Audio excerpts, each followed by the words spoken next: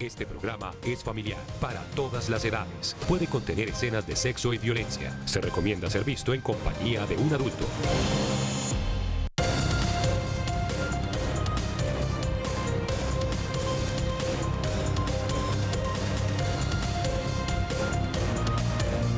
Aquí comienza Red Más Noticias. Desde nuestros estudios de Plaza Claro en Bogotá, esto es Red Más Noticias, emisión de la mañana. 6 en punto de la mañana, bienvenidos a Amanece en Colombia. Iniciamos una nueva semana y estamos listos con la más completa información en esta primera emisión de Red Más Noticias. Hoy es lunes, llegamos a la mitad del mes de marzo, 15 de marzo, y hay muchas informaciones, lastimosamente tienen que ver con la inseguridad que se sigue viviendo en la capital, en Bogotá. Ayer nuevamente un hecho de inseguridad que se presentó en el centro comercial San Andresito de San José, exactamente en el centro comercial Puerto Príncipe, donde un personaje entró, asesinó a uno de estos comerciantes. Continúan las investigaciones, un muerto, un herido. La policía ha ofrecido una recompensa de 10 millones de pesos. ¿Qué está pasando con la inseguridad en Bogotá? Ya la alcaldesa Claudia López anunció la semana pasada que se toman distintas medidas. También estamos hablando del Plan Nacional de Vacunación que continúa avanzando. Cierre a la medianoche del sábado, 782.000 dosis aplicadas hasta el momento. Se espera que se cumpla la meta el 17 de marzo, cuando se cumple un mes de este proceso de vacunación, de llegar a 1 millón de personas vacunadas. También es noticia documentos que dio a conocer la JEP, en la que mandos medios de la extinta guerrilla de las FARC reconocen los tratos inhumanos que se les daban a los secuestrados. Y estamos felices, estamos contentos porque el Grupo Niche, con más de 40 años de trayectoria, se ha ganado su primer Grammy Anglo. ¡Qué bien por el Grupo Niche! Son las 6 de la mañana, 2 minutos, y ya nos vamos con los titulares en esta primera emisión de Red Más Noticias. Esta semana se cumple un mes desde el inicio de vacunación contra el COVID-19 y hasta el momento se han aplicado más de 782.301 dosis en Colombia. Autoridades de salud en Colombia estudian la presencia de la variante brasileña del COVID en el país, luego que un hombre murió al ser portador del linaje P1. La policía de Bogotá ofrece 10 millones de pesos por información que permita dar con el asesino de un comerciante en San Andresito de San José. Inicia en Barranquilla la Asamblea del Banco Interamericano de Desarrollo. Analizarán la situación de las ciudades de América Latina y el Caribe frente a la recuperación post-COVID-19. Y en deportes, en un accidentado partido, Nacional se impuso a Junior en el clásico de la fecha del fútbol colombiano. El Grupo Niche hace historia con su primer premio Grammy en la categoría a Mejor Álbum Tropical por su disco 40.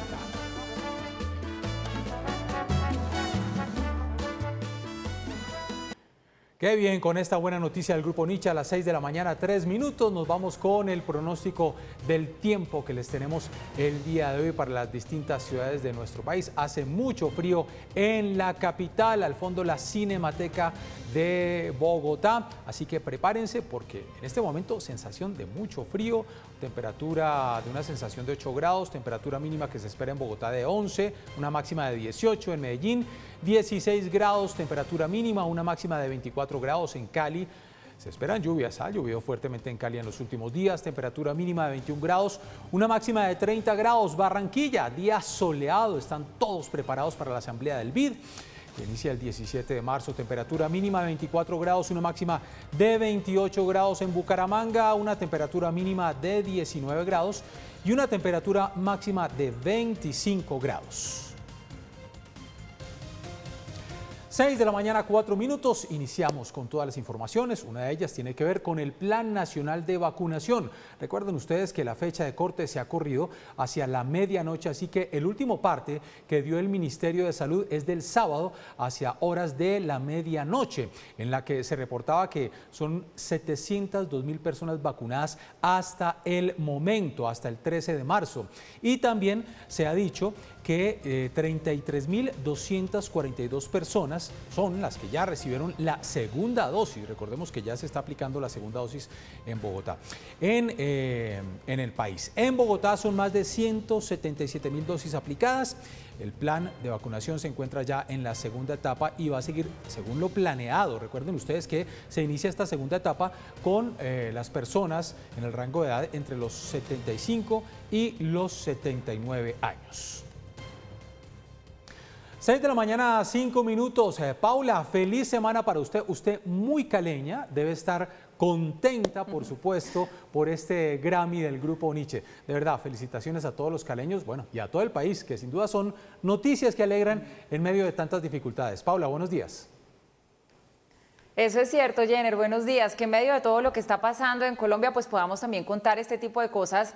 Es maravilloso, además merecidísimo, ¿sabe? Porque llegan estos reconocimientos, primero el Grammy Latino, ahora el Grammy Anglo, muy seguiditos los dos, después del renacer del Grupo Niche, que estuvo perdido mucho tiempo después de la muerte de Jairo Varela, hace más o menos 1 año y medio, un poquito más, revivió y revivió con todo, así que sí, estamos muy contentos. Vamos a hablar de ese tema más adelante, pero tenemos que aterrizar con noticias del plan de vacunación y situaciones que están preocupando, porque si bien reiteramos, estamos comenzando con este plan, no podemos bajar la guardia y algunas ciudades entran en alerta porque esos casos de contagio de COVID-19 pues van en aumento. ¿Qué está pasando en Santa Marta, Paula?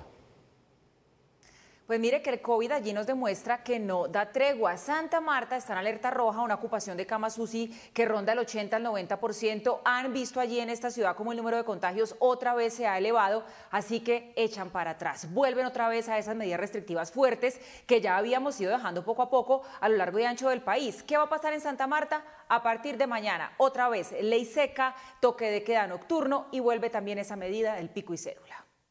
Estas medidas van encaminadas a contener el virus y las hemos pensado para que el toque de queda comience más temprano, se amplíe el pico y cédula y en algunos días de la semana se cierren las playas, entre otras medidas. Es necesario que todos sigamos responsablemente cumpliendo con los protocolos, que los turistas, visitantes y personas que viven en Santa Marta no se relajen con la responsabilidad que todos tenemos frente al contagio.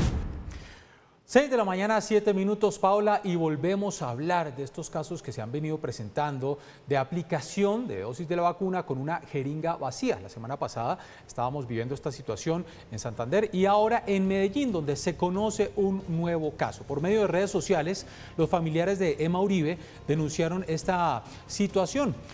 La nieta grabó el momento en el que una enfermera habría realizado la supuesta aplicación de la vacuna a una mujer de 94 años. Sin embargo, la jeringa se encontraba vacía, por lo que posteriormente se tuvo que repetir el procedimiento de inoculación.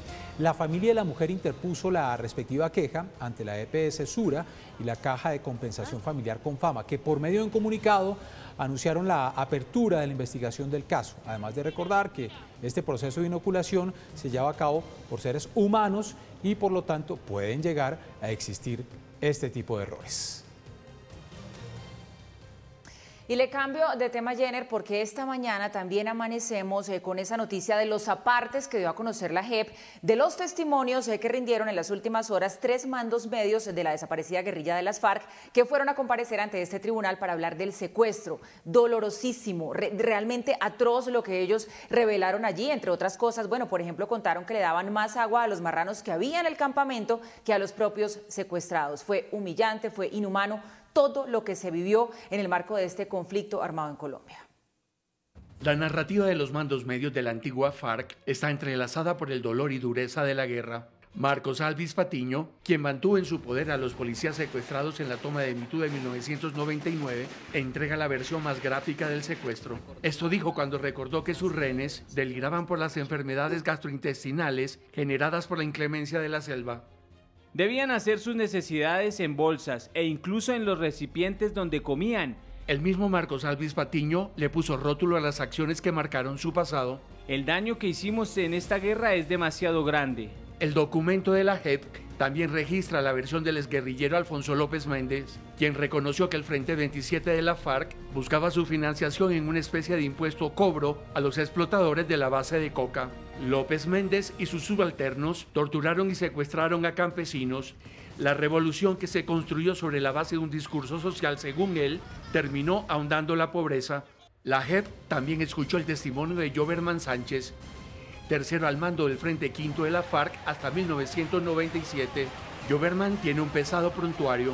Durante su paso por los frentes 34, 18, 58 y 57, secuestró a 137 miembros de la fuerza pública. El glosario de relatos parece interminable. Fueron más de 50 años de guerra. 6 de la mañana, 10 minutos. Fuertes testimonios que este flagelo del secuestro no se vuelva a repetir nunca más. Vamos con más informaciones porque en el departamento de Arauca fue capturado un cabecilla del ELN, responsable de varios atentados terroristas. Paula Granados, buenos días. ¿Y de quién se trata? Hola, buenos días. Las noticias de orden público tienen que ver con la operación Esparta que realizó la Policía Nacional, en donde se capturó en Saravena, Arauca, a alias MacGyver, cabecilla de los comandos urbanos de alias Pablito del Frente de Guerra del ELN.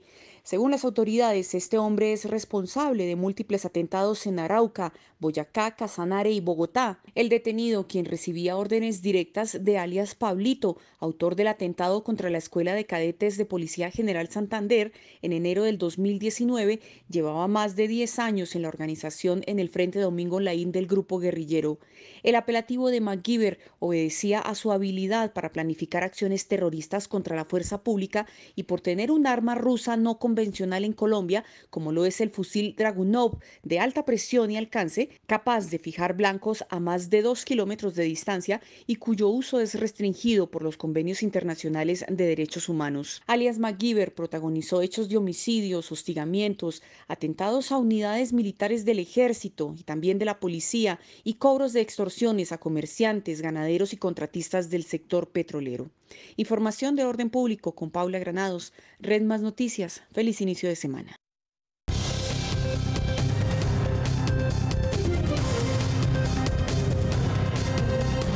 6 de la mañana, 12 minutos, hechos de inseguridad en Bogotá. Hasta 10 millones de pesos están ofreciendo las autoridades por la información que permita dar con la captura del sicario que asesinó a un comerciante en el centro comercial San Andresito, en San José, exactamente el centro comercial Puerto Príncipe. Fabián Forero, usted tiene más detalles. Buenos días. Buenos días, Jenner y televidentes. Pues mire, esto ocurrió hacia las 2:45 de la tarde en un local comercial dedicado a la venta de perfumes y ubicado en el centro comercial Puerto Príncipe.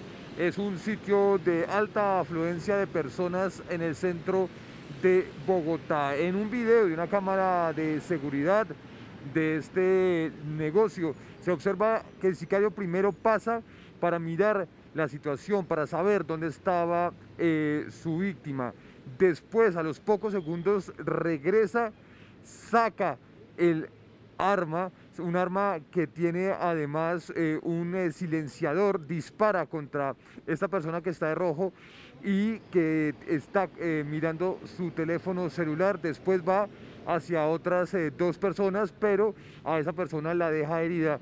Finalmente, la primera persona a la que le dispara muere en el hospital San José y la otra se recupera en ese mismo centro asistencial. La policía ya está tratando de ubicar a este sicario haciéndole seguimiento a las cámaras de seguridad, una trazabilidad de las cámaras de seguridad tanto del centro comercial Puerto Príncipe como otras que están ubicadas a lo largo y ancho del sector de San Andresito de San José. Recompensa de 10 millones de pesos y en los próximos minutos estará aquí donde nos encontramos en la sede de la Policía Metropolitana de Bogotá, el secretario de Seguridad Hugo Acero y el general Óscar Gómez Heredia, comandante de la Policía Metropolitana de Bogotá, para dar más detalles de cómo sigue este plan para poder dar con la captura de este sicario. Recordemos que es el tercer hecho de sicarios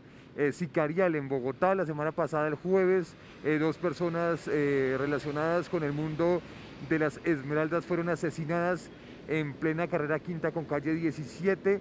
Esa misma noche también hubo un caso más en el sector de las Villas, en el norte de Bogotá, y el de ayer pues es el tercer hecho. Vamos a estar muy pendientes de esta información. Es la información, Paula, que recibimos acá desde el centro de Bogotá, de la Policía Metropolitana de Bogotá.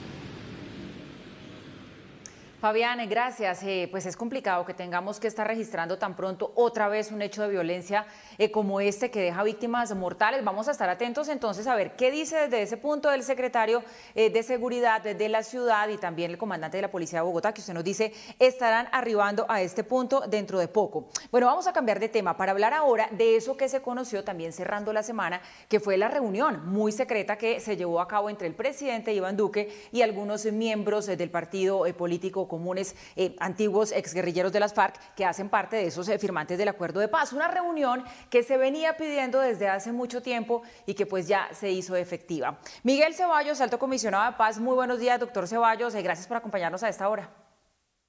Paola, muy buenos días para usted, muy buenos días para Jenner y para todos los televidentes de Red Más Noticias. Bueno, doctor Ceballos, antes de que nos cuente cuáles fueron como esos temas alrededor de los cuales giró esta reunión, ¿por qué se manejó de una forma tan secreta? No sé si usted vio que hubo críticas ya por parte de la senadora María Fernanda Cabal diciendo que este tipo de reuniones tienen que darse de cara a la opinión pública y aquí hubo mucho secretismo. ¿Por qué? Bueno, Paola, yo no hablaría de secretismo, hablamos de la confidencialidad necesaria para que una reunión pueda hacerse. Muy importante notar que esta era una reunión, como usted muy bien lo dice, que había sido solicitada muchas veces por muchos sectores de la sociedad, pero hay que decir que había sido acordada ya desde hace varios meses. Pero es una reunión natural, hay que recordar que el señor Rodrigo Londoño Echeverry es el presidente de un partido político y es un partido político que está en el marco de la Constitución y la ley y por tanto no es de ninguna manera extraño que un presidente de la República se reúna con las distintas fuerzas políticas del país. De hecho, no es la primera, sino la tercera de las reuniones que tiene el presidente Duque con Rodrigo Londoño. Recordará al país que hubo una primera cuando se firmó el pacto anticorrupción, la segunda por convocatoria del comisionado de paz, quien les habla, se hizo el pacto por la no violencia en la política y en la anticorrupción, y esta tercera reunión por solicitud de Naciones Unidas, quien pidió la confidencialidad, se hizo por solicitud precisamente de Naciones Unidas en confidencialidad, de lo contrario no se hubiera hecho en confidencialidad, pero no en secreto. Claro. En las democracias como la nuestra no hay secretos, hay confidencialidades. Doctor Ceballos, usted nos dice que hace ya algunos meses había sido acordada. ¿Fue acordada antes del cruce de cartas entre Rodrigo Londoño y Juan Manuel Santos pidiendo una reunión con el presidente Iván Duque para revisar la implementación de los acuerdos de paz? Claro, fue acordada mucho, pero mucho antes, y se lo digo en primera persona porque quien estuvo organizando esa reunión por liderazgo y solicitud del señor presidente y también de Carlos Ruiz Macié, quien es el jefe de la delegación de verificación de los acuerdos, fui yo. Entonces le puedo asegurar que llevamos más de 8 meses en la organización de esa reunión. No se había podido hacer por varias circunstancias, entre ellas todo el tema de la emergencia sanitaria, pero finalmente se pudo concretar y pudimos avanzar en los temas esenciales que espera el país. Bueno, doctor Ceballos, entonces ahora sí, ¿cuáles fueron como los temas centrales alrededor de los cuales giró esta reunión? Bueno, los temas centrales los puede intuir cualquier colombiano y son muy importantes todos. El principal de ellos es la implementación de los acuerdos. Hay que decir que el presidente de la República ha hecho un esfuerzo gigantesco en darle forma a la implementación de esos acuerdos, a configurar la forma en con que ellos se implementan, porque todo el país recordará que el anterior gobierno suscribió esos acuerdos con las antiguas FARC, pero la forma de los mismos, el presupuesto de los mismos, la manera en que se vienen implementando, el desarrollo de los programas PEDET, es decir, de los municipios donde hay programas de desarrollo con enfoque territorial, el mismo desarrollo del sistema de justicia, verdad, reparación y no repetición, las viviendas que se les están dando a los excombatientes, algo que ni siquiera estaba en los acuerdos, también el tema de formalización de tierras y los estipendios mensuales que ellos siguen recibiendo a pesar de que tampoco estaban los acuerdos, fue algo que se generó en este gobierno y por eso queríamos compartir con los miembros del Partido Político Comunes esa visión del gobierno. Por supuesto, también se habló de la seguridad de los miembros del partido, pero también de la seguridad de todos los colombianos, porque es que hay que recordar que lo que debemos proteger desde el gobierno nacional y desde todo el Estado es la seguridad de todos los colombianos. Y si está en riesgo la seguridad de algún colombiano, así no sea de ningún partido político, es algo que corresponde al presidente conversar con el líder de un partido político como las FARC y con otros líderes de todos los partidos políticos. Doctor Ceballos, también hay otro tema en el que hemos tenido expectativa desde el año pasado, cuando se cumplió el plazo para que la extinta guerrilla de las FARC entregara los bienes para reparar a las víctimas. ¿Eso en qué va? ¿Se trató en la reunión? Por supuesto que sí, fue uno de los puntos centrales que se trató en la reunión, y debemos mencionar que ahí en la reunión estaba presente Pastora Lape. Ustedes deben recordar que Pastora ha sido una de las personas que más trabajo le ha invertido al tema de los bienes. Sin embargo, hay una gran preocupación, la cual fue expresada por el señor presidente no solo en esa reunión, sino ustedes lo saben públicamente. El propio doctor Emilio Archila, quien nos acompañó en la reunión, ha insistido en la necesidad de la entrega de los bienes. Yo también, como miembro de la Comisión de Seguimiento y Verificación, he insistido no un día, sino durante más de 1 año y medio en la necesidad de que las víctimas puedan recibir una reparación, y parte fundamental de la reparación es la entrega de esos bienes. Por eso, parte fundamental de la reunión fue el fortalecimiento de una hoja de ruta para seguir avanzando en la implementación de los acuerdos con un espíritu fundamental, y yo quiero rescatar eso. Yo quiero rescatar que hubo una conversación y un diálogo constructivo, fraterno, pero sí muy sincero, y parte de esa sinceridad fue la necesidad de trabajar juntos como implementadores de los acuerdos. Estos son acuerdos entre dos partes y ambas partes tienen igual responsabilidad en su implementación, y creo que eso es lo que más se puede rescatar de esa reunión.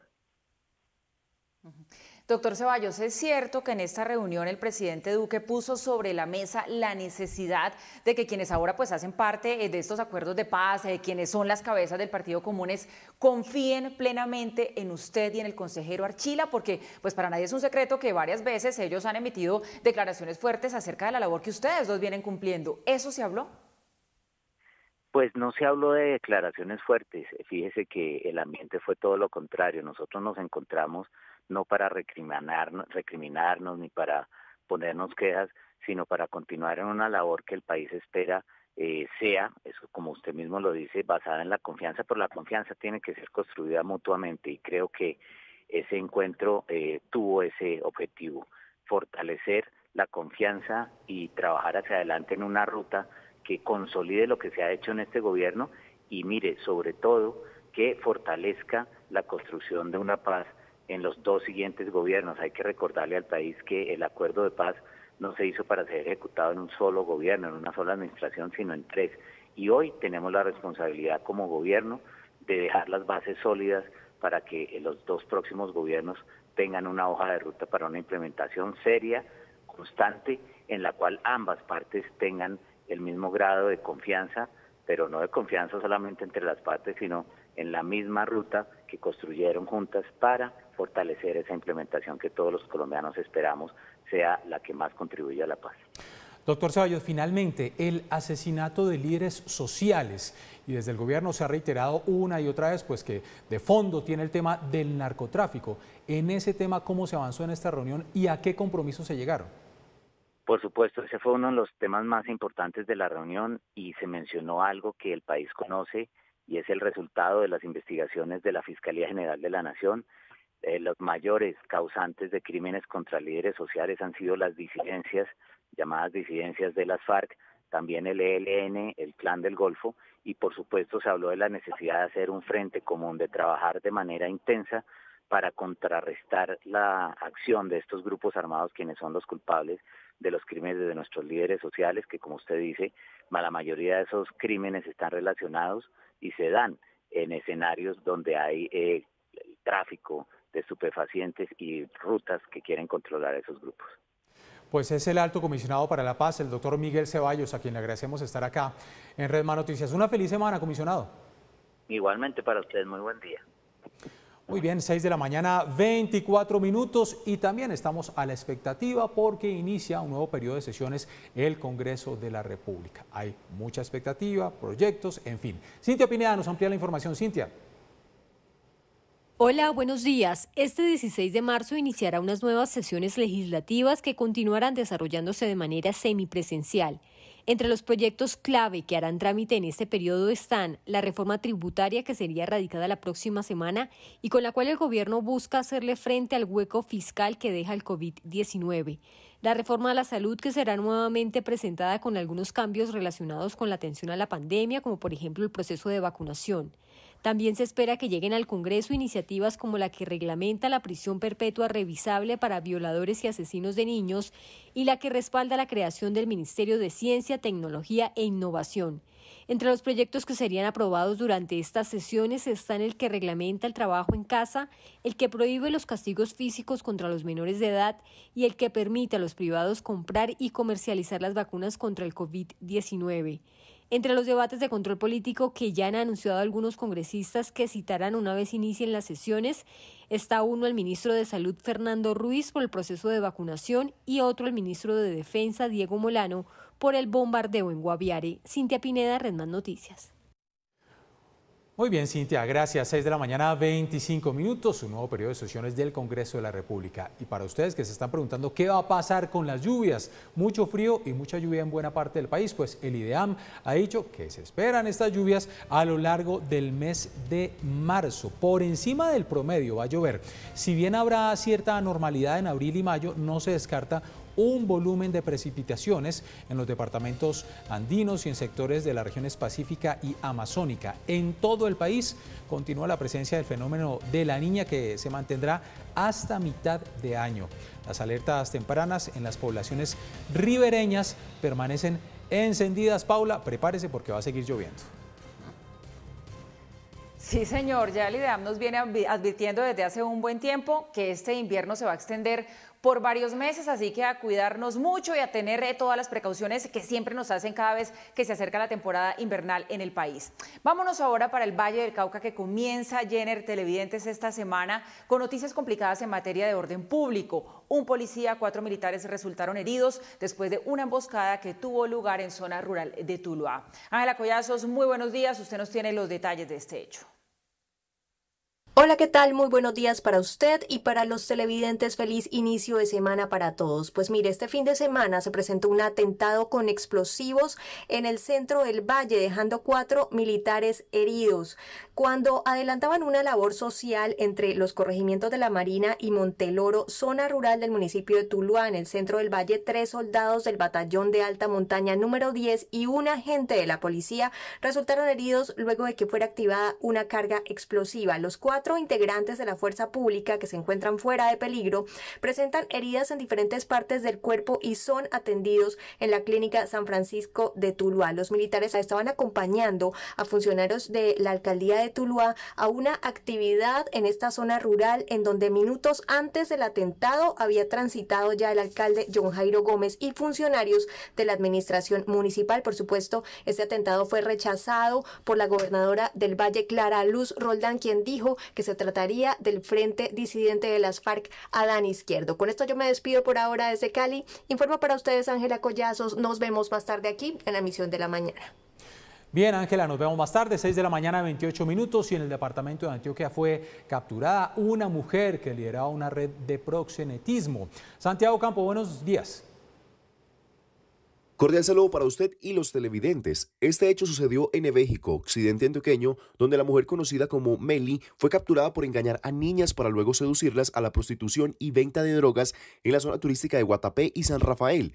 Esta detención se logró después de varios meses de investigación, de denuncias de las madres y menores e incluso que se infiltraron en las fiestas que organizaba la hoy detenida.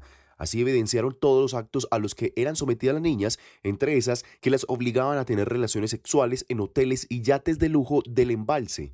Uno de los elementos de la investigación fue el testimonio de una niña de 15 años, quien fue contactada a través de redes sociales y donde le decían que debía poner a producir esa mina, que pagaban 250.000 pesos, pero les debía pagar a ellos 50.000 pesos. Alias Meli quedó a cargo de las autoridades correspondientes por los delitos de inducción a la prostitución, pornografía con menor de 18 años y concierto para delinquir con fines de inducción a la prostitución. Desde la ciudad de Medellín informó para Red Más Noticias Santiago Ocampo Ciro. Muy bien, Santiago, gracias. Ya son las 6 de la mañana, 29 minutos. Paula, nos vamos a ir con nuestro numeral del día. Y tiene que ver con esas declaraciones de mandos medios de la extinta guerrilla de las FARC ante la JEP. Crueles, descarnadas. Lo que se dio a conocer el día de ayer por parte de la JEP realmente es una realidad que nadie quiere llegar a vivir, ni queremos que se vuelva a repetir. Los relatos que usted nos daba, algunos apartes sobre los tratos, los secuestrados amarrados con nylon, no tenían derecho al agua, donde tenían que hacer sus necesidades básicas, fisiológicas, es realmente terrible. Durísimo, durísimo, Jenner, leer los apartes de lo que allí se dijo, de eso que empieza a revelar la JEP, pero bueno, que también hace parte de todo este proceso de reconciliación y también de reparación hacia las víctimas, contar la verdad de lo que sucedió. Por eso, pues hoy, después de lo que ya se sabe, han empezado a decir estos mandos medios. Hoy queremos invitarlos a ustedes a participar con su opinión a través de @RedMásNoticias con el numeral La verdad del secuestro es, numeral La verdad del secuestro es. Después de todo esto que empieza a saberse, bueno, ¿cuál creen ustedes que es esa verdad? Los vamos a estar leyendo, así que ahí ya saben, @RedMásNoticias, está abierto este canal de comunicación para conocer su opinión.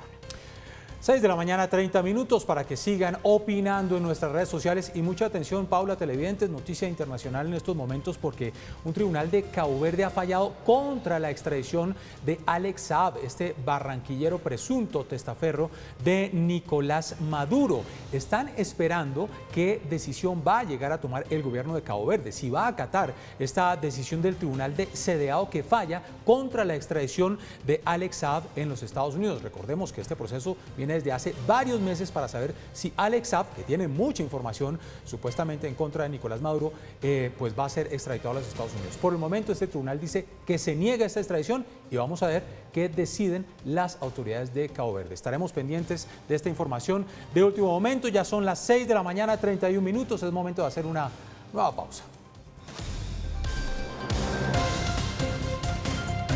Para más información, nos puede encontrar en las redes sociales, en Twitter, @RedMásNoticias, en Instagram, @RedMásNoticias, en Facebook, Red Más Noticias, en YouTube, Red Más Noticias, y a través de nuestra página www.redmas.com.co.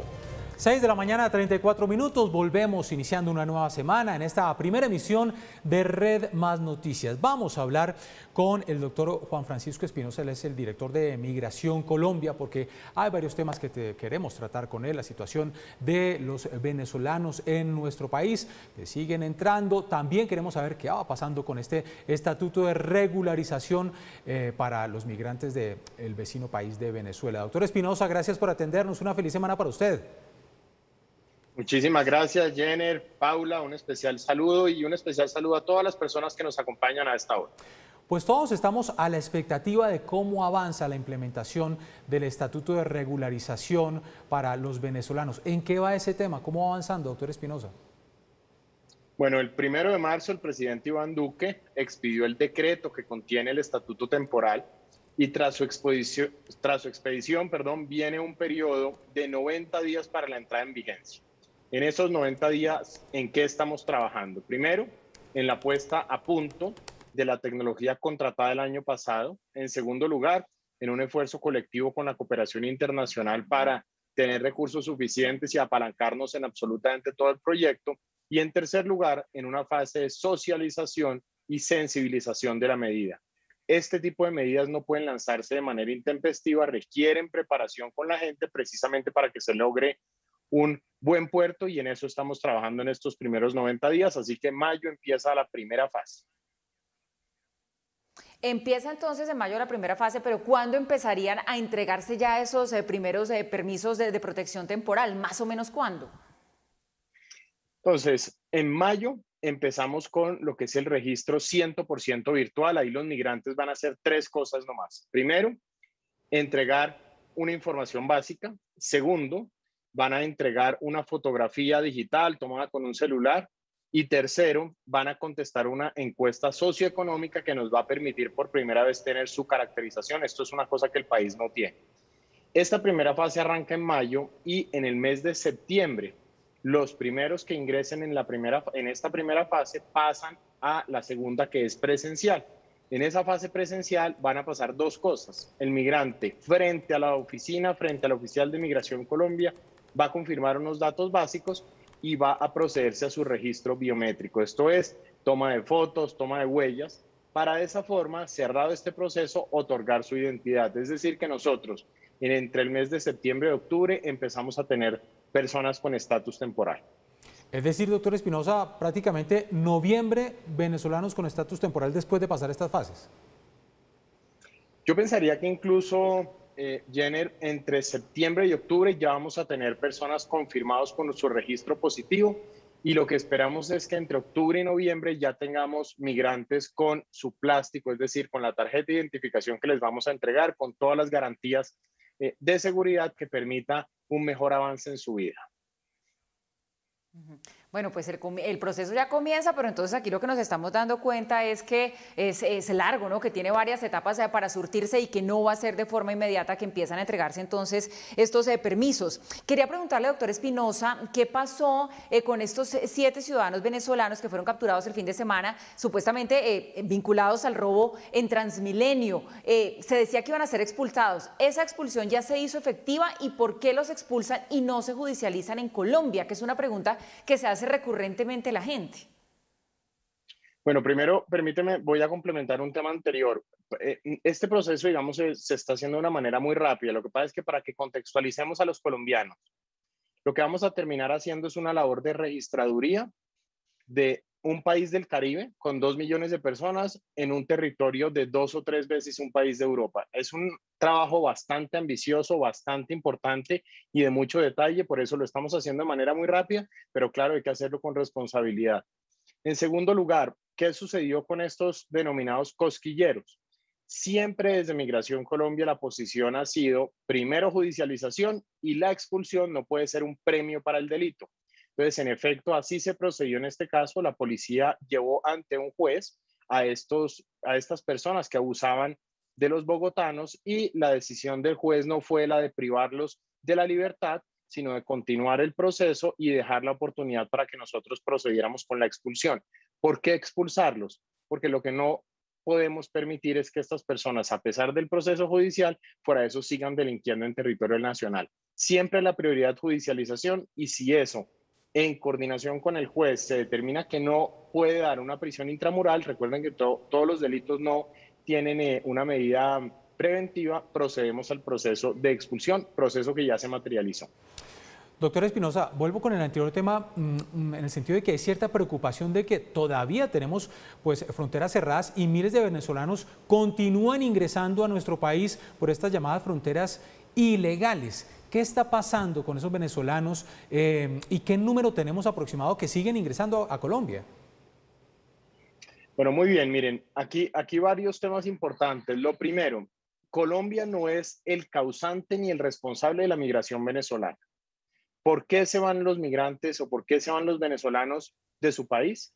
Corriendo del hambre, corriendo de la inseguridad, corriendo de la ausencia de servicios en salud, de los servicios más básicos. Recuerden que en este momento el salario mínimo venezolano no da ni siquiera para el 1% de la canasta familiar. Es decir, que una persona que se gana el salario mínimo ni siquiera podría comprar el 1% de la canasta familiar. Entonces, en ese sentido, el migrante sigue buscando salida hacia Colombia y terceros países. Lamentablemente, siguen presentándose pasos por trocha o pasos ilegales. Aquí tenemos que recordar que Colombia tiene una frontera de más de 2.200 kilómetros, en donde es virtualmente imposible tener un policía o un oficial cada metro. En ese sentido, estas personas, huyendo de la situación, pasan. Hoy en día tenemos unos promedios diarios de entre 500 y 700 personas. Doctor Espinosa, otro tema sobre el cual queremos preguntarle esta mañana tiene que ver con la exigencia de las pruebas PCR para los viajeros que lleguen provenientes del exterior. Hace unos cuantos días conocimos que esa exigencia pues ya se había levantado, que eso ya no se estaba pidiendo y no era obligación, pero todavía está vigente la norma en el aeropuerto El Dorado. ¿Por qué? Bueno, o en los aeropuertos que tienen ingreso de extranjeros en Colombia. ¿Por qué? En efecto, el Tribunal Administrativo de Cundinamarca revocó la tutela que le ordenaba al Ministerio de Salud exigir una PCR de ingreso a territorio nacional. En ese momento el Ministerio de Salud tuvo que sacar una resolución, lo cual le tomó un tiempo. En este momento estamos exactamente en la misma situación. Ha salido la decisión del tribunal, el Ministerio de Salud está en su proceso de acatarla, pero debe elaborar una resolución que debe salir próximamente. Mientras eso sucede, seguimos con la prueba PCR, pero recuerden que tienen una doble alternativa adicional. Si no fue posible hacerse la prueba PCR, pueden llegar a aislamiento en Colombia y, en segundo lugar, si quisieran en este supuesto salir de aislamiento, se hacen una prueba PCR en territorio nacional y perfectamente podrían salir. Doctor Espinosa, pero ¿tenemos ya conocimiento, algún contacto directo con el Ministerio de Salud que nos permita saber cuándo saldrá la resolución para que no tengamos que pedir las pruebas? No, yo les diría, por supuesto que sí, esto va a pasar muy pronto, muy pronto. El ministerio se toma unos plazos normales pues, que tenemos en el sector público, pero muy pronto vamos a tener esa buena noticia. Recuerden además que fue la recomendación de los epidemiólogos, recuerde que fue la posición del Ministerio de Salud, del Instituto Nacional de Salud, y nosotros lo que hacemos como Migración es operar la decisión. Como autoridad, una vez cambien la decisión, inmediatamente empezamos a ejecutarla. Decisión, por supuesto, en la cual siempre acompañaremos al Ministerio de Salud. Doctor Espinosa, y en el entretanto, estas personas que llegan al país sin la prueba PCR y se comprometen a hacer un aislamiento o hacerse la prueba después, y si les sale negativa entonces a salir del aislamiento, ¿sí están cumpliendo? Yo no sé si eso ya no es de su resorte, pero es que preocupa un poquito, pues que eso ya es un voto de confianza y estamos hablando de variantes, de nuevas cepas alrededor del mundo, que asusta un poco ver que la gente llegue sin la prueba PCR negativa.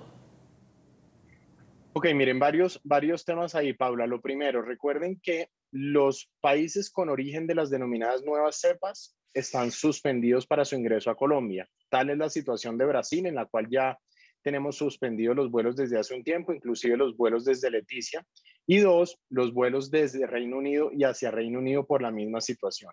En segundo lugar, desde Migración Colombia nosotros estamos muy atentos al cumplimiento de la medida por parte de los extranjeros, que es obviamente nuestra responsabilidad, pero también el Ministerio de Salud está muy pendiente del cumplimiento de estas disposiciones a través de los sistemas del Ministerio y a través de todo el mecanismo y la articulación que han generado para el seguimiento, para la vigilancia epidemiológica ante esta pandemia. Así que hasta el momento el comportamiento ha sido positivo y en aquellos casos en que hemos detectado que no ha sido así, hemos procedido más con las respectivas sanciones. Muy bien, pues es Juan Francisco Espinosa, director de Migración Colombia. La prueba PCR por ahora se sigue pidiendo. Si usted pues piensa salir del país y luego regresar por el extranjero o extranjeros que piensen llegar a Colombia hasta que esa resolución del ministerio pues no sea emitida. Doctor Espinosa, muchas gracias. Feliz comienzo de semana para usted. A ustedes muchísimas gracias por el espacio. Un abrazo a todas las personas que nos acompañan y recuerden que es tiempo de seguirnos cuidando. Por supuesto que sí, es tiempo de seguirnos cuidando. Y hablamos ahora de un evento que tiene como epicentro Barranquilla, un evento de relevancia para la región bastante importante. El Gobierno Nacional dio a conocer esa agenda que se va a manejar en la Asamblea del BID. Dice el presidente que la realización de este evento, bueno, que va a ser en su mayoría virtual por cuenta de la pandemia, va a posicionar a Colombia como líder en la región. Laura Cifuentes, buenos días. ¿Qué más dijo el presidente? Muy buenos días. El presidente Iván Duque dio a conocer lo que serán los puntos claves que se desarrollarán en la agenda de la Asamblea del BID, que recordemos se llevará a cabo en Barranquilla desde el próximo 17 al 21 de marzo. Dijo el presidente que van a participar de forma semipresencial por lo menos 150 mandatarios de países de Latinoamérica y los desafíos que se van a tocar están encaminados a ver cómo se va a solucionar el tema de la reactivación económica tras el paso de la pandemia. Los temas de interés especial son 4 temas fundamentalmente. El primero de ellos, la integración regional, también el cambio climático, la biodiversidad, la reactivación económica sostenible y el gobierno digital. Aseguró el jefe de Estado que el martes 16 de marzo también se va a llevar a cabo la sesión extraordinaria de Prosur, donde se van a presentar, entre otros asuntos, los estudios técnicos para la licitación de la recuperación de la navegabilidad del río Magdalena. El presidente aseguró que Colombia es un país líder en la región en energías renovables no convencionales y que presentará en la asamblea del BID el libro Transición Energética, un legado para el presente y el futuro de Colombia. También aseguró que durante la asamblea del BID se van a materializar una serie de convenios y acuerdos para el país que puedan contribuir a promover la inversión social, la generación de empleo y el crecimiento limpio y sostenible. Asimismo, dentro del evento se van a oficializar los apoyos por parte del BID por más de 1.000 millones de pesos para fortalecer el proyecto Barranquilla Biodiversidad, Parque Nacional Natural Isla Salamanca. Laura Daniela Cifuentes, Red Más Noticias. Laura, gracias, feliz día para ustedes, 6 de la mañana, 47 minutos, y también se espera que esta semana la Comisión de Expertos Tributarios entregue sus recomendaciones al gobierno para el texto definitivo de la reforma fiscal, un trámite que no va a ser nada fácil. Ismael, buenos días. Hola, buenos días. Esta semana está previsto que la Comisión de Expertos Tributarios entreguen sus recomendaciones al gobierno para la elaboración de la reforma tributaria, que en pocos días el gobierno espera llevar al Congreso de la República, justo después de conocer lo que opinan calificadoras de riesgo y el mismo Comité de la Regla Fiscal, en el sentido de que las reformas son impostergables, en un momento en que el ambiente en el Congreso no es el mejor, y por la época preelectoral que se avecina. Hasta ahora se ha conocido que los expertos van a insistir en que se amplíe la base de tributación, es decir, más personas que paguen impuestos, pero para algunos con tasas un poco más bajas, y que se reduzcan muchas de las exenciones que le representan menos ingresos al país. Una tarea dura de conseguir cuando muchas de esas exenciones son para sectores amigos de los congresistas, y además que tienen una alta capacidad de lobby que hasta ahora les ha dado resultado. La tarea fuerte a seguir y con la que se espera convencer a los legisladores es que hay demasiada informalidad y que es el momento ideal para reducirla en cierto grado, ya que una decisión en ese sentido significa no solo que se va a aumentar el número de quienes tributan, sino de quienes pueden ser beneficiarios de ayudas cuando éstas se hagan necesarias. Otro de los argumentos que se llevan es que los gastos se han incrementado considerablemente por la pandemia y el déficit de este año será mayor, ya que parte de los gastos que no se hicieron en 2020 será necesario hacerlos ahora.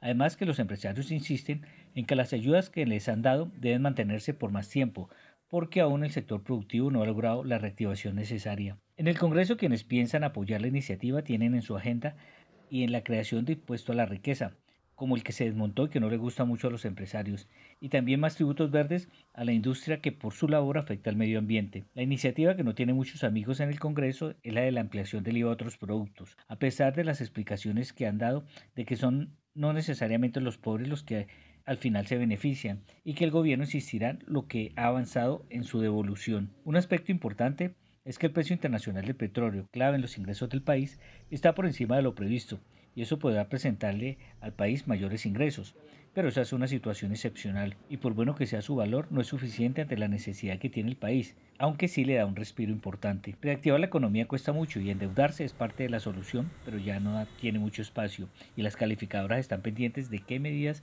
se toman para controlar que esa deuda se crezca de manera exagerada. No es fácil la agenda por desarrollar.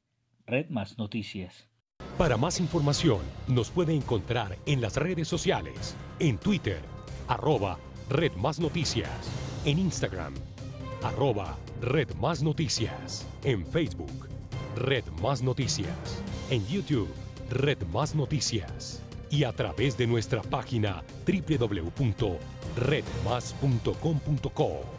7 de la mañana, 4 minutos, y tenemos que dejar de lado esos temas tan amables que ya nos traía Paola López para volver a hablar del coronavirus, que sigue dando noticias. Llevamos más de un año en estas, pero todos los días se genera nueva información que es importante entender y sobre todo pues analizar con los que saben. Es que este fin de semana se habló de la que sería la primera muerte en Colombia por cuenta de la variante brasilera, la conocida como la P1. Este sería el caso de un hombre de 84 años que habría muerto en Bogotá el 28 de enero. Marcela Mercado es directora de investigación de salud pública del Instituto Nacional de Salud. Doctora Mercado, buenos días.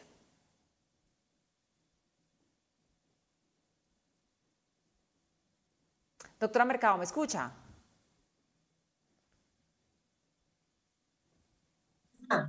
Doctora Mercado. Bien. Bueno, muy buenos días, bienvenida. Sí, doctora Mercado, gracias por acompañarnos a esta hora. Estábamos poniendo en contexto a nuestros televidentes acerca de ese anuncio que hizo la alcaldía de Bogotá este fin de semana de la que sería la primera muerte en Colombia por cuenta de la variante brasilera del coronavirus. Quería preguntarle si ese fallecimiento está confirmado que tiene que ver con esa variante, con la P1. Bueno, antes de achacarle la culpa a una variante o a un virus, o a una clasificación X o Y sobre la muerte de una persona, es importante entender que nosotros tenemos circulando aproximadamente 54 tipos de SARS-CoV-2, por decir así, 54 variantes en el país. Y todas estas, pues usted sabe, han sido las causantes de las muertes en Colombia, en el mundo en general. Entonces, lo que nosotros hacemos es una vigilancia genómica, es recibir unas muestras que envían unos hospitales, laboratorios, bueno, clínicas, instituciones de salud, y hacemos esa vigilancia juiciosa para determinar qué virus están circulando. En este caso en especial, esa muestra llega de una unidad de cuidado intensivo y hallamos la variante P1 en ese tipo de muestra. Entonces después viene el análisis de caso y en esas estamos en este momento. Doctora Mercado, pero se da la muerte de este hombre, de este individuo, 28 de enero, es la fecha que nosotros tenemos acá registrada por esta variante, la P1, y es un hombre que, lo que conocemos, nunca había viajado a Brasil. ¿Cómo se explica esto? Pues es que se explica de la misma manera que tenemos virus o linajes en linajes de origen español o de origen en California, en diferentes partes, de personas que jamás han viajado a estos lugares. Eso pasa con este tipo de infecciones.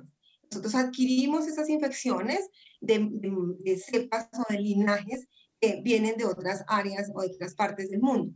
Lo que está ahorita en investigación es específicamente qué es lo que pasa con este individuo.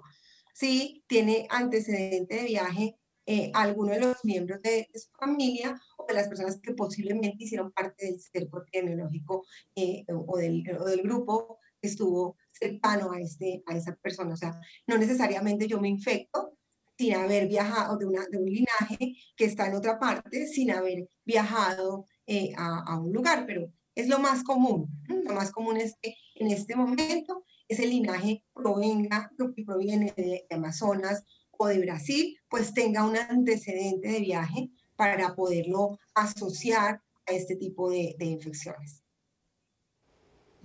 Doctora Mercado, pero entonces, para hacer claridad, todavía no se ha confirmado que ese deceso que tuvo lugar el 28 de enero tenga que ver con la variante brasilera. Eso es lo que ustedes están estudiando. Pero más allá de este fallecimiento, sí podemos hablar de que ya se detectaron 15 casos de la variante brasilera en Colombia. Es decir, ¿esa variante ya está circulando en el país?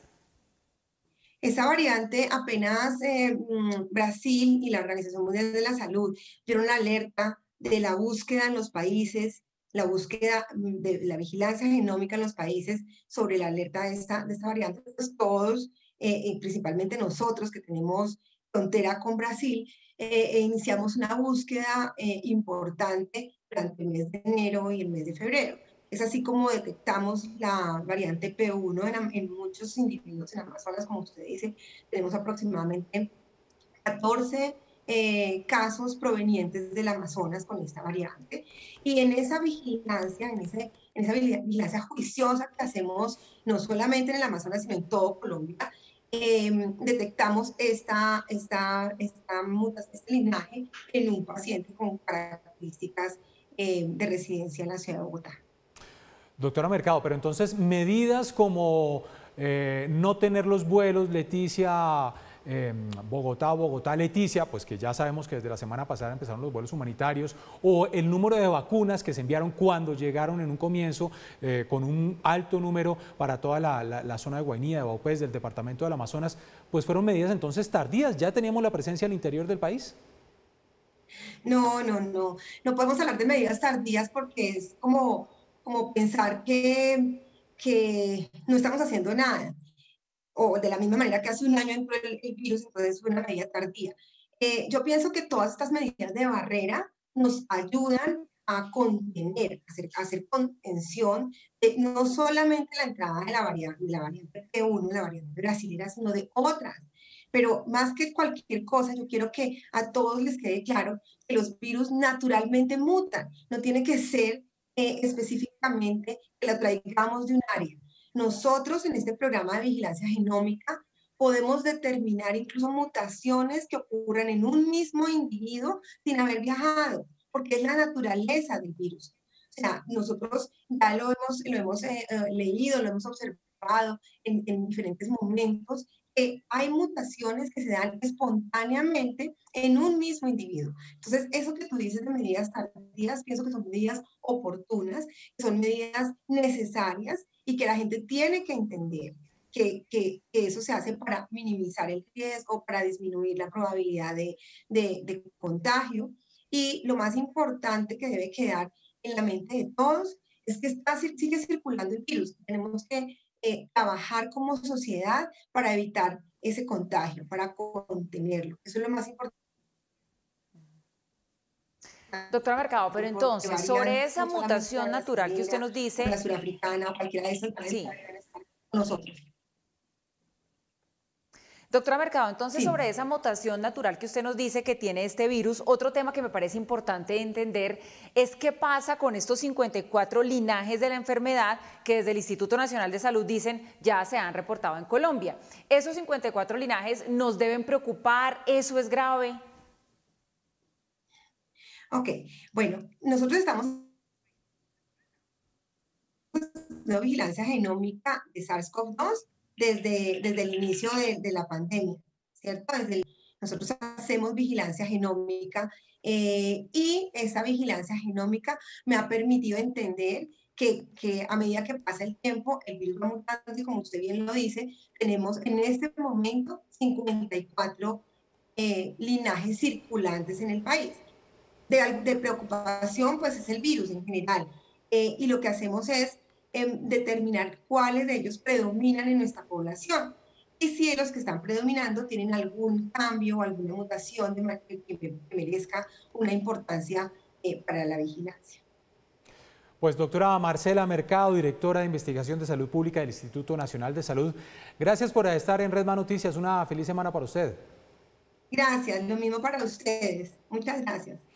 Muy bien, son las 7 de la mañana, 13 minutos. El caso de este nuevo linaje nos aclara entonces la doctora Mercado que aún no está claro, está confirmado que la muerte de este señor de avanzada edad de 78 años el 28 de enero haya sido a causa de este nuevo linaje. Esperamos entonces la confirmación. 7 de la mañana, 14 minutos en Red Más Noticias. Estamos pasando revista a las distintas regiones de nuestro país para saber cómo se van reactivando poco a poco en medio de esta difícil pandemia. Vamos a contarles cómo avanza precisamente la zona cafetera. Estamos hablando de los departamentos de Quindío, del Valle del Cauca, con esta reactivación en medio de la pandemia. Michael Buitrago estuvo pasando revista a esta región y nos ha preparado la siguiente crónica. Y claro está, con mucho sabor a café.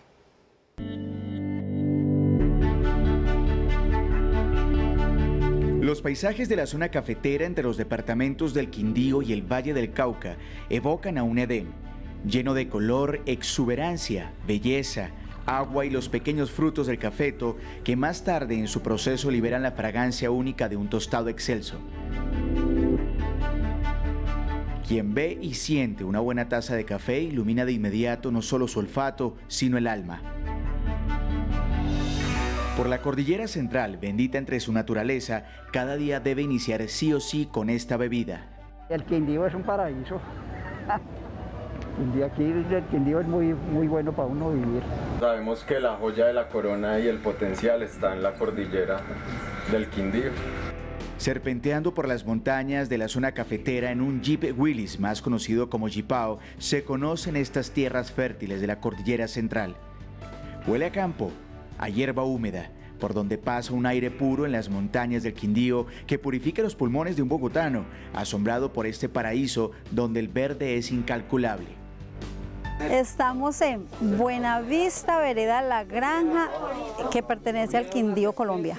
La familia Guevara ha logrado exportar café de origen desde las montañas de Buenavista. Tuvieron que enfrentar, como miles de cafeteros, los desafíos en tiempos de pandemia y aún más difícil sacar sus granos por las angostas vías terciarias. Estábamos en un punto alto cuando llegó el COVID y de repente todo el mundo cerró. Entonces, ¿qué hicimos?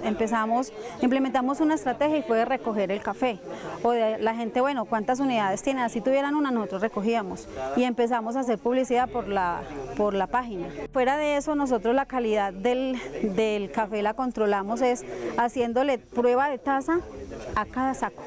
En cada taza hay una historia y para los devotos de café, la experticia debe ser tan delicada como si se tratara de pintar un lienzo que con su olor y sabor logra impregnar la imaginación. Es un café que evoca recuerdos y es de nuestra región. Y es que quizás unas buenas tazas de café logran hacer su efecto y transportar algo tan idílico como si se estuviera volando en plena expedición por la cordillera central. Los extranjeros saben valorar el paraíso que es Colombia, buscan adentrarse por estos terrenos verdes, pero la riqueza humana de los quindianos y su hospitalidad es mayor. ¿Qué es el Quindío? Gente linda, sí, gente linda, gente calurosa, el Quindío es muy lindo, o sea, de verdad que somos afortunados en vivir en esta zona. Usted no va a una parte donde usted no vea el verde, donde usted no vea el paisaje, en donde usted no sienta la calidez de la gente. Vengan a conocer por acá estas tierras, los climas, la gente. Sevilla se encuentra ubicado en la subregión del oriente del departamento del Valle del Cauca, que colinda con el departamento de Quindío, también conocido como una zona importante cafetera. Sigue el recorrido en un campero que pareciera haber brotado de este verde y la brisa del balcón del Valle del Cauca llega aún estando en el eje cafetero. Piso la primera piedra de Sevilla y pregunto a Mauricio Jaramillo Gómez por qué esta ciudad lleva ese nombre. Una tía abuela en algún momento en un pasar de gitanos escuchó que ellos decían Sevilla, venimos de Sevilla, Sevilla. Y ella le gustó mucho y pues le comentó a su padre, mi bisabuelo, para que viera la posibilidad de que se llamara Sevilla. Mauricio camina a mil por las calles de Sevilla. La gente lo conoce y lo aprecia por su calidez. Sabe a la perfección la historia, porque su bisabuelo fue el primer alcalde de la capital cafetera de Colombia. Esta es la casa en donde vivió mi bisabuelo con sus 14 hijos y también nació mi madre, Miriam Gómez Ceballos. ¿Fue la primera casa del primer alcalde? Del primer alcalde de Sevilla, correcto, en 1914. Su café de finca o el café en la Casa de las Nubes ya ha llegado al paladar de extranjeros y como todo por estas zonas es evocar a sensaciones, recibe a sus visitantes para que tengan una gran experiencia cafetera desde el propio origen. El aroma del café sevillano se siente con panela, con su chocolate, con su bella y brillante acidez. Para recargar fuerzas y continuar con esta expedición es necesario hacer una parada en el Café Palomino y para sorpresa tiene un gran jardín. Es ahí donde Juan Carlos Mejía, administrador de estos cafetales, deja entrever lo que hay en cada taza de café que degustamos en las frías mañanas montañeras o en una mesa junto a familiares y amigos. En ese aroma siento muchas historias, muchos atardeceres, muchos amaneceres, días de lluvia, sacrificio, a sacar uno el cabeza, cañada, subirlo a la tolfa. Eso es una historia durísima, que nadie sabe cuando se toma un café porque lo sirven en la mesa, pero no saben el sacrificio que es sacar ese café de la loma y traerlo hasta la tolfa y llevarlo a la mesa. Eso es de sudor, eso es de sacrificio. Esfuerzo, dedicación y amor por lo que se hace es la muestra fehaciente de los campesinos colombianos. Las plantas son como reciben la energía de uno. Ellos reciben la energía. Si usted entra enojado y entra bravo el cafetal, las plantas lo sienten. Entonces uno siempre entra contento, con ese ánimo, pensando en esa cosecha. Y ellos parece que lo vieran porque entre más días se ponen más bonitos. La bebida va a quedar fría, obviamente. Para presenciar una muestra de barismo y catación, nadie mejor que el científico del café, Y es que lo llamaremos así a John Jairo Salgado, quien con su marcado acento paisa, pero de las tierras vallecaucanas, ha logrado que su producto pase fronteras, llevando por el mundo la bebida insignia nacional. En medio de ese camino encontramos un concurso mundial donde se premia a los cafés tostados en el origen. Es un concurso de la ABPA en París, Francia. Estos dos cafés tuvieron a bien ganarse 2 reconocimientos o 2 medallas allá en París en noviembre del año pasado, y a través de esos premios pues obviamente nos están reconociendo la calidad y las cualidades organolépticas de un café tostado aquí en el origen, en el lugar donde lo producimos. Ha logrado perfeccionar su amor por el café junto a la ciencia al mezclar una y otra vez diferentes procesos en pebeteros, grecas, filtros, temperaturas.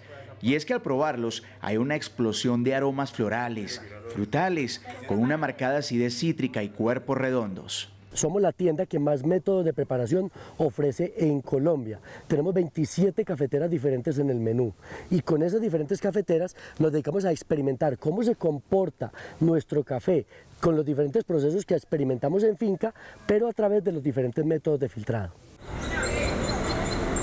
En Sevilla buscan que los turistas puedan vivir la experiencia del café desde el mismo inicio del proceso, y eso sí, conociendo su gente, cultura y hasta el turismo religioso por la segunda basílica del Valle del Cauca. Tenemos más de 80 iniciativas de sevillanos que están produciendo café especial y que muchos de ellos los están exportando. Está llegando a muchas partes del mundo, Estados Unidos, está llegando a Europa, está sin duda conquistando cada vez más hogares en todo el mundo, y sin duda nos llena de orgullo. Nosotros tenemos 639 kilómetros cuadrados, de esos 635 son rurales, tan solo 4 son urbanos, y tenemos aproximadamente 6.000 hectáreas sembradas en café.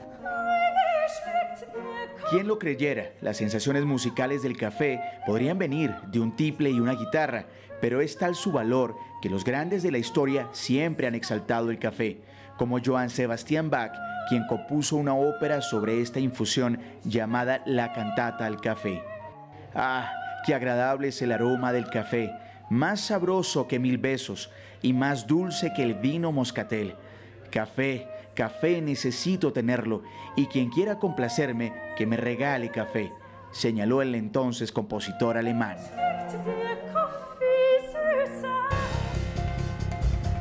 En Red Más Noticias, las regiones.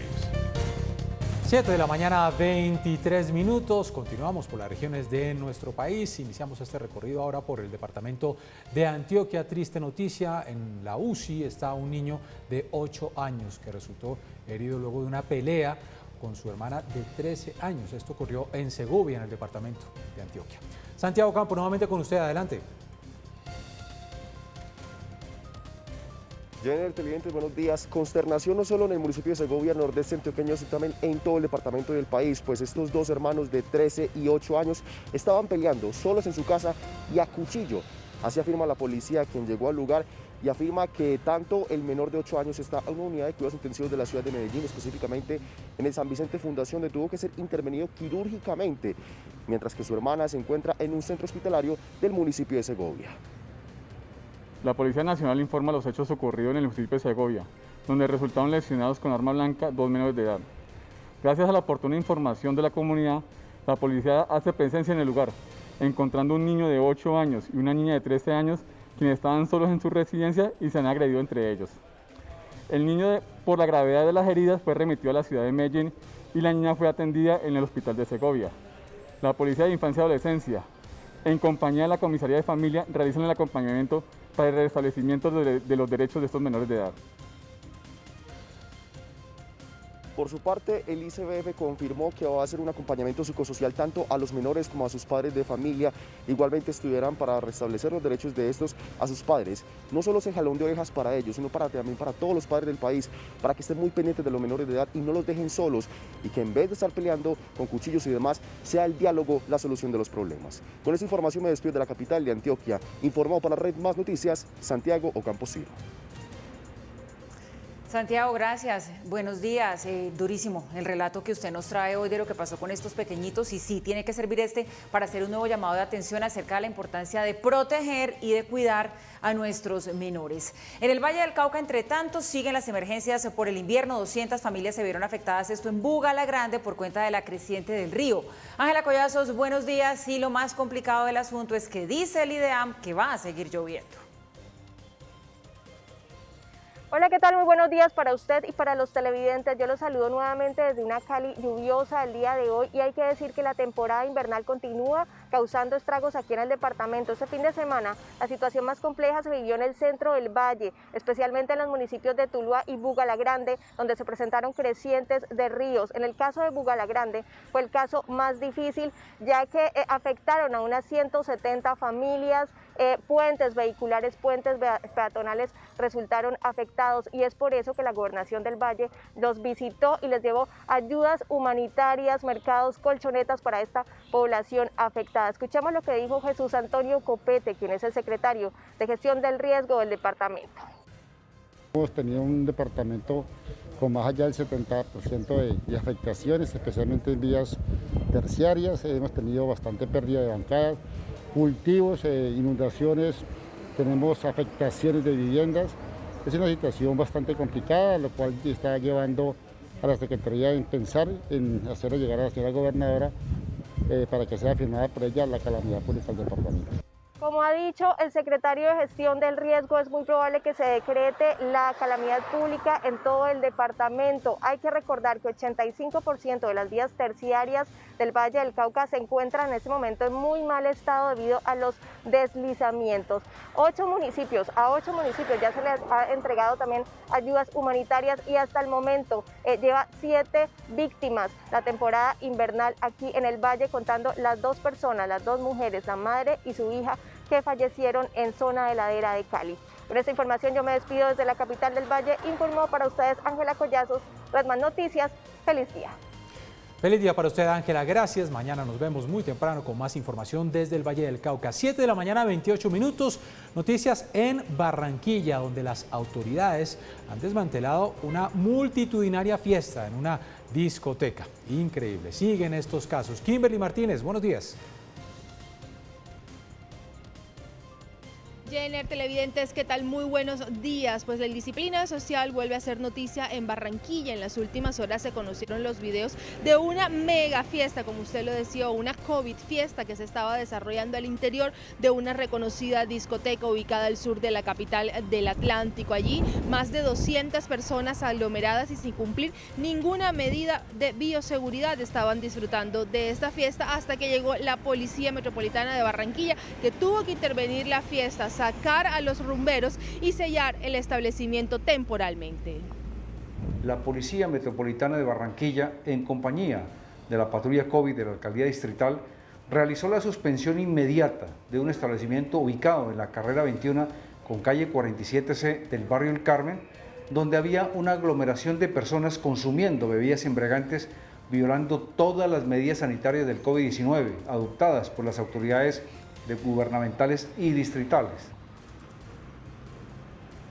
En otras noticias, el exfutbolista José Doku, quien fue campeón del equipo Santa Fe en el primer torneo de fútbol colombiano en el año de 1948 y que peleó en la guerra de Corea, también pues ya recibió a sus 96 años la vacuna contra COVID-19 aquí en Barranquilla. De acuerdo con las autoridades, a buen ritmo avanza este plan de vacunación en la capital del Atlántico, pues ya se han aplicado 26.600 dosis de este biológico a adultos mayores de 80 años y al talento humano priorizado. Con esta información me despido por el momento desde Barranquilla. Sigan ustedes con más en estudio. Muy buenos días. Muy bien, Kimberly, muchas gracias. Ya son las 7 de la mañana, 30 minutos. Luego de hacer este recorrido por las regiones de nuestro país, nos vamos a una nueva pausa. Esta es la primera emisión de Red Más Noticias, comenzando una nueva semana. Volvemos.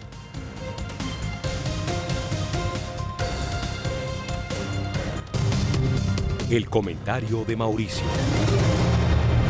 Son tantas y tan frecuentes las malas noticias que hay sobre Colombia que cuando finalmente hay una buena noticia hay que detenerse a señalarla.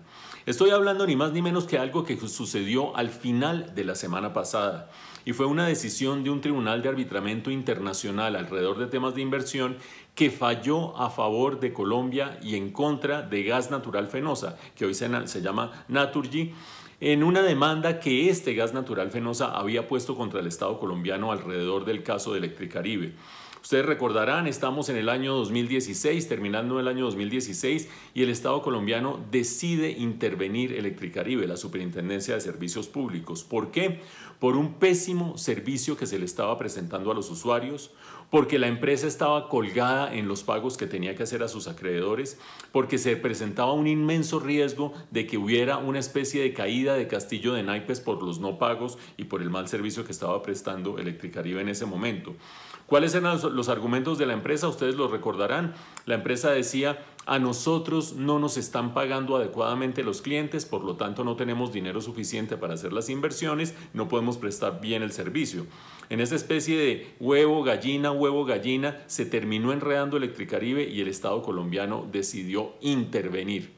Pues bien, ahora este CIADI, este Centro de Arbitramiento, CIADI quiere decir Centro Internacional de Arreglo de Diferencias sobre Inversiones, ha decidido que el Estado colombiano tenía razón al haber intervenido de esa manera. Los argumentos del CIADI son claros, dicen: cuando se trata de hacer respetar la regulación y la normatividad que tiene un país, el país puede intervenir y eso no equivale a expropiación. ¿Por qué dicen eso? Porque Gas Natural Fenosa había dicho, a nosotros nos expropiaron y queremos esa indemnización. ¿Cuál era la indemnización que pedía Gas Natural Fenosa o Naturgy? 1.310 millones de dólares, es decir, mal contados, 4,8 billones de pesos. Y eso es lo que se ha evitado pagar el Estado colombiano. Eso es lo que nos hemos evitado pagar ustedes y nosotros de nuestro propio bolsillo a través de nuestros impuestos y nuestros tributos. Por lo tanto, una buena noticia, CIADI le da la razón al Estado colombiano en esa intervención de Electricaribe y se muere esa pretensión de Gas Natural Fenosa, hoy Naturgy, de querer recibir esos 4,8 billones de pesos. 7 de la mañana, 35 minutos. Vamos a hablar nuevamente del plan de vacunación. Hay expectativa porque se cumpla la meta que fue planteada por el gobierno para el 17 de marzo. 1 millón de personas vacunadas es la meta. Hasta el momento, con corte a sábado a la medianoche, van 782.000 personas vacunadas, 33.000 de ellas ya con la aplicación de la segunda dosis. Pues hay varios sectores que están tirando todos para el mismo lado para poder lograr esa meta en la vacunación, lograr la inmunidad de rebaño en este 2021. Hay una comunicación muy importante por parte de la Asociación Colombiana de Droguistas Detallistas, Asocoldroe. El doctor Carlos Alberto Molina es el presidente de la Junta Directiva de esta asociación. Ellos han puesto a disposición del presidente Iván Duque, del Gobierno Nacional, más de 10.000 personas de toda su organización para poder ayudar en este proceso de vacunación. Doctor Carlos Alberto Molina, presidente de esta Junta Directiva de Asocoldroe, gracias por atendernos en Red Más Noticias. Muy buenos días para usted y para toda la teleaudiencia. Doctor Molina, ¿en qué consiste exactamente este apoyo que ustedes le están dando en carta enviada al presidente Iván Duque para avanzar en el proceso de vacunación? Estamos poniendo a disposición más de 10.000 farmacias a lo largo y ancho del territorio nacional, la logística de nuestro distribuidor principal, que es Copidrogas, para contribuir a la vacunación en el país y por ende a la reactivación económica que tanto nos está haciendo falta en este momento. Doctor Molina, hablan entonces ustedes de 10.000 farmacias distribuidas a lo largo y ancho del territorio nacional para que empiece a darse ese proceso de vacunación también en estos puntos. Pero entonces, ¿ustedes qué aportarían en esta propuesta que ya le enviaron al presidente? ¿Las instalaciones? ¿Se encargarían ustedes de capacitar a la gente? ¿Los costos de tener personal funcionando en ciertos horarios que quizá deben ser más largos de lo normal? ¿Todo eso lo asumirían ustedes? Pues por supuesto, estamos en capacidad de poner el personal, las instalaciones, la infraestructura logística, y los costos son los que tenemos que mirar con el gobierno nacional si nos permite la comercialización del biológico o si tenemos que hacer una alianza público-privada para que el Estado acarree esos costos y nosotros ponemos el personal. Doctor Molina, pero entonces para hacer la aclaración, ¿esto dependería, el apoyo de estas 10.000 farmacias en todo el territorio nacional, de que los privados puedan llegar a comprar la vacuna y a poder venderla? Exactamente, nosotros como privados queremos comprar y vender la vacuna. Es un proceso de comercialización normal en el cual nosotros tenemos toda la experiencia con la industria farmacéutica y eso es lo que estamos poniendo a disposición. Doctor Molina, en Estados Unidos esta es una estrategia que ya se empezó a aplicar. En Estados Unidos la gente pide su cita y va y le aplican la vacuna en una farmacia. ¿Ustedes han estudiado un poco qué tan bien y qué tan exitosa ha sido esa estrategia en ese país, por ejemplo? Es un proceso que está empezando en los Estados Unidos y creemos que es muy fácil de replicar siempre y cuando nosotros aportemos la logística y un número determinado de farmacias con todas las condiciones necesarias para este proceso. Se puede lograr y se puede hacer de manera muy eficiente y rápida para ayudarle al gobierno nacional a sus metas de vacunación.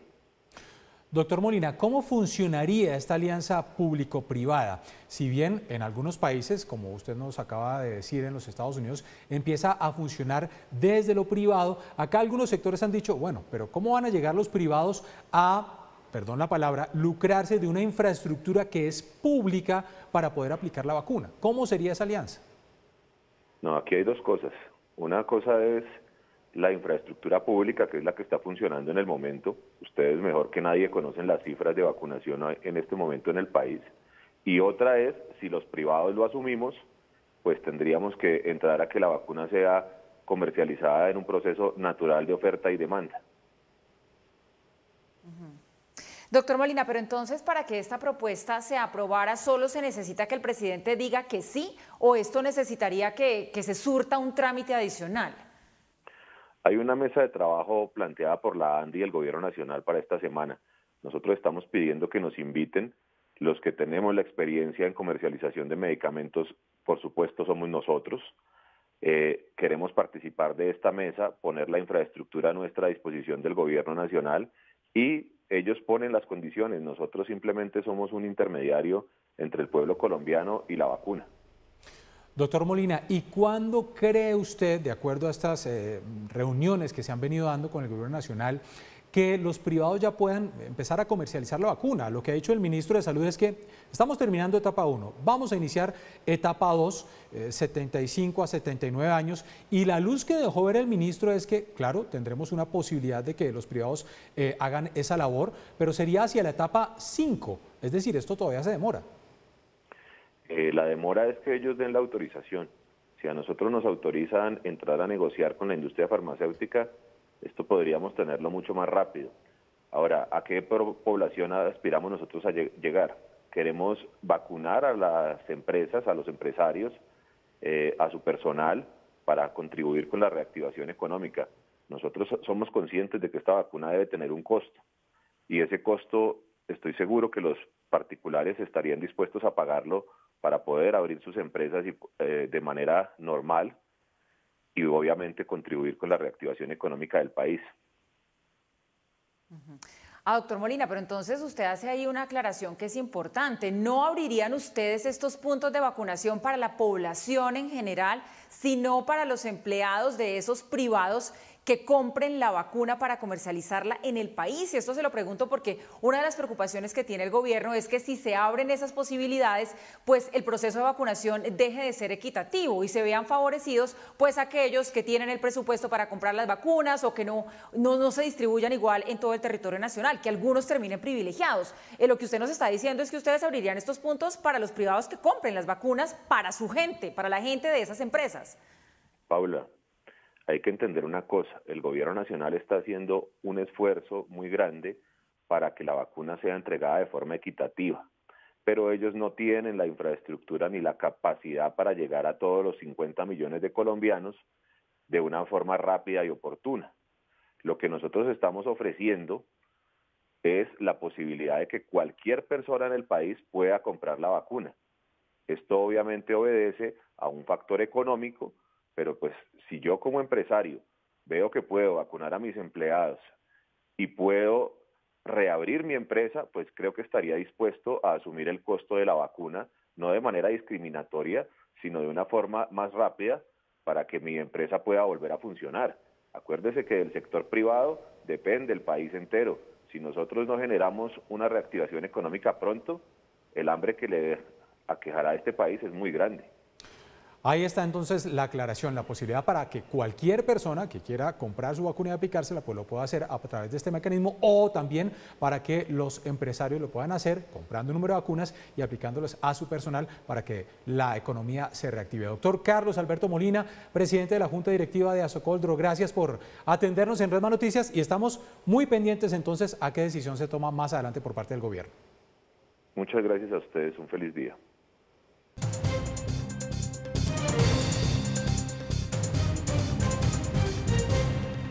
7 de la mañana, 43 minutos. Noticias de la economía, más data. Joana, buenos días. Hola, muy buenos días, Jenner. Pues me encanta empezar semana y sobre todo hablando de un tema que es de mis favoritos. Platica, crédito de acuerdo al desempeño de sostenibilidad. Tema importante. Así es, Jenner. Mire, usted lo ha dicho, ya se ha aprobado en Colombia el primer crédito ligado al desempeño de sostenibilidad. Esta operación se realizó entre el BBVA y la cementera Argos. ¿Y cómo funciona? Se han definido unos criterios de sostenibilidad que tienen en cuenta tres aspectos fundamentales: el medioambiental, el social y de buen gobierno. Se definen unos criterios que se van revisando periódicamente, pues este es un crédito de largo plazo, y en la medida que se van cumpliendo los objetivos en estas tres áreas, pues se va ajustando la tasa de interés. Esto es un gran paso, es la primera operación de este tipo que se realiza en Colombia, porque lo que se pretende es que cada vez más las empresas equilibren el punto de vista económico con el medioambiental y social.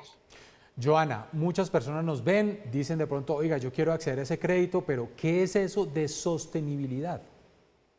Pues mire, Jenner, me encanta hablar de este tema porque lo escuchamos en todos lados, lo leemos en los periódicos, pero a veces no tenemos tan claro qué es esa sostenibilidad, y es el desarrollo que podemos lograr para satisfacer nuestras necesidades actuales sin comprometer los recursos de las generaciones futuras, ¿cierto? Y tratando de lograr un equilibrio entre el crecimiento económico, entre el cuidado del medio ambiente y lograr el bienestar social. Por eso es tan importante esta noticia del día de hoy, Jenner, y es importante que la gente sepa que hay muchos beneficios y que hay muchas entidades que ya hoy en Colombia tienen créditos ligados a la sostenibilidad y que no solamente funciona, digamos, para términos empresariales, sino también para nosotros como personas naturales. Ya hay líneas de crédito, por ejemplo, de vivienda, en los que también pues se beneficia con una mejor tasa de interés a los proyectos que tienen que ver con vivienda sostenible, e incluso créditos de movilidad para las personas que quieren ser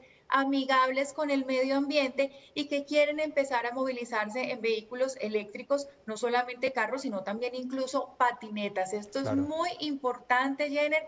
Creo que es un gran paso que se da en el país y es una invitación para que todos, así como Argos en el caso de la industria, como BBVA en el caso del sector financiero, pues todos empecemos a pensar cómo podemos hacer mejores cosas por nuestro planeta al tiempo que conseguimos de esta manera pues un beneficio económico. Nos están premiando ese compromiso con el medio ambiente por querer tener un mundo mejor, pues nos lo van a premiar también en una muy buena tasa de interés y en otros beneficios adicionales.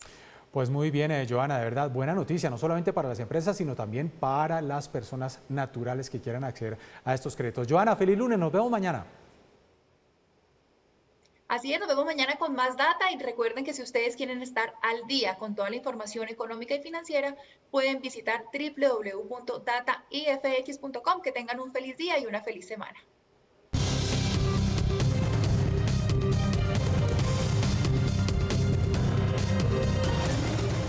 Y miramos a esta hora de la mañana también lo que pasa en el mundo. Atención a esto, durante la pandemia en 2020 las mujeres dejaron de usar los anticonceptivos y esto pues ha producido que se haya aumentado de una forma alarmante el número de embarazos no deseados. Esto es lo que está denunciando una investigación que llevó a cabo una agencia de la Organización de Naciones Unidas. Más de 12 millones de mujeres no tuvieron acceso a métodos anticonceptivos en 2020 debido a la pandemia. Así lo confirmó un informe del Fondo de Población de Naciones Unidas, que a través de un comunicado alertó que en 115 países las mujeres están siendo cohibidas de cualquier método de planificación familiar. Este es un informe global.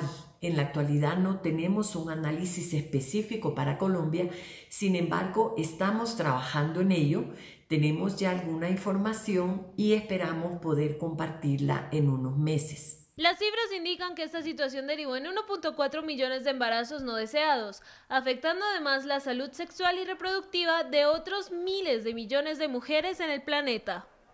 El informe indica que algunas de las causas de este fenómeno incurren en las medidas de confinamiento de cada país, además de una recomendación de recursos económicos derivados por un aumento del desempleo. Este confinamiento de alguna manera dificultó el que las personas tuvieran acceso a anticonceptivos y a servicios de salud.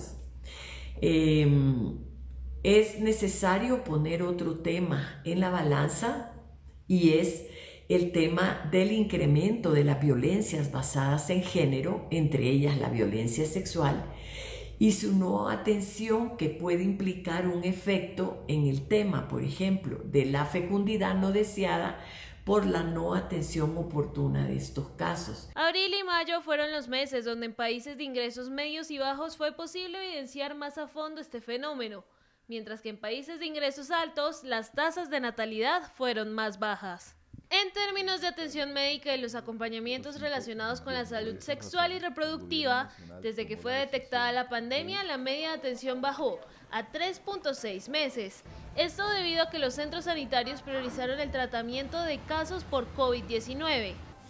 A pesar de estos resultados, la asociación indicó que las estimaciones previas habían calculado que hasta 44 millones de mujeres se quedarían sin acceso a métodos de anticoncepción. Y también en este comienzo de semana sigue siendo noticia la situación de la expresidenta interina de Bolivia, Yanine Áñez, que fue llevada a prisión junto con otros 2 ministros, acusada entre otros delitos de sedición. En todo este caso que llamaron allí golpe de Estado, cuando Evo Morales tuvo que dejar el poder. Alexander Gómez, muy buenos días. ¿En qué va toda esta situación?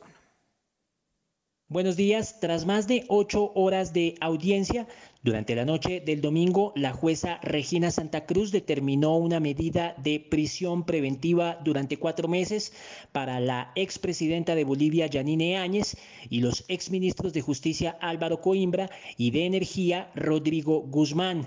La jueza Santa Cruz decidió enviar a Áñez al Centro de Orientación Femenina del barrio de Obrajes, en la zona sur de La Paz, mientras que a Coimbra y Guzmán decidió enviarlos al penal de San Pedro, también en la capital boliviana. Áñez, Coimbra y Guzmán fueron imputados por los delitos de terrorismo, sedición y conspiración en lo que se conoce como el golpe de Estado contra el entonces presidente Evo Morales, en hechos ocurridos entre octubre y noviembre de 2019. Los 3 fueron detenidos entre el viernes y el sábado pasado en medio de operativos policiales en el departamento del Beni. Ya el domingo, Yanine Áñez había dicho en un breve diálogo con medios de comunicación que gozaba de privilegios y que por lo tanto debía ser juzgada no ante la justicia ordinaria, sino ante el Congreso de la República. Se espera que para este lunes la oposición boliviana lleve a cabo manifestaciones en diferentes puntos de Bolivia para protestar en contra de la detención de la expresidenta Yanine Áñez. Información con Alexander Gómez para Red Más Noticias.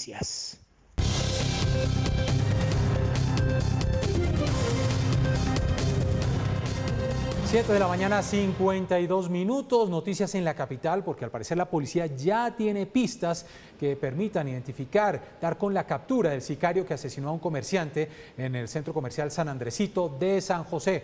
Fabián Forero, nuevamente con usted.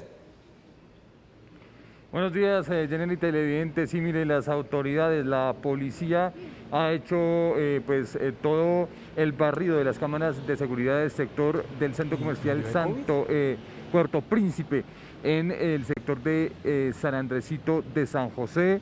Tanto las cámaras que están adentro como las que están afuera, se tiene clara ya la ruta de escape de este delincuente. También cuando entró al centro comercial, por qué puerta, se tiene también claro que hizo pasó varias pasos por el local donde iba a asesinar a estas 2 personas, y pues la policía en ese momento analiza esas cámaras de seguridad. Eso fue lo que dijo sobre este particular el comandante de la Policía Metropolitana de Bogotá, el general Óscar Gómez Heredia. Hemos avanzado rápidamente y tenemos un hilo conductor. Tenemos una hipótesis, pero no podemos darla a conocer hasta tanto no tengamos mayores elementos probatorios.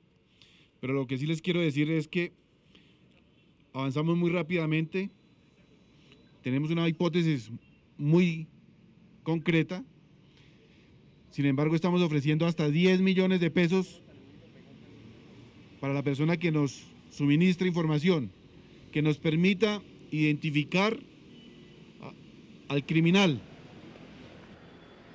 El secretario de Seguridad, Hugo Acero, aseguró que no hay ninguna conexión entre el caso ocurrido en el centro de Bogotá la semana pasada, donde perdieron la vida dos esmeralderos, y el caso de ayer. Y también aseguró que este año se han incautado 200 armas de fuego. Esa es la información que registramos desde el centro de Bogotá. Fabián Forero, Red Más Noticias.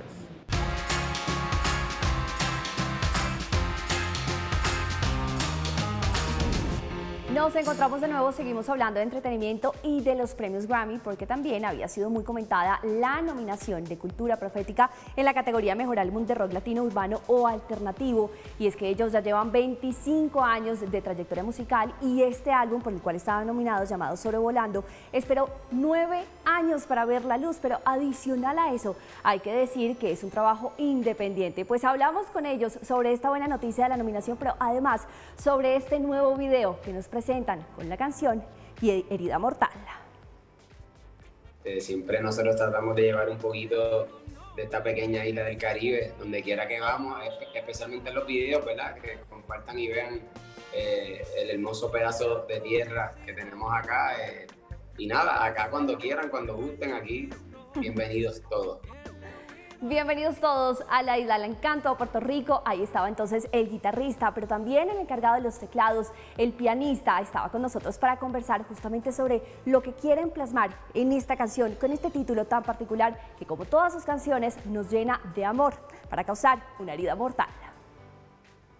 Quisimos plasmar en canción ese coqueteo, ¿no? De que le lanza a una mujer una línea de que te diga fléchame con tu mejor arma, ¿no? Como enamórame para convénceme, ¿no? Ese es un poco la premisa de esta canción.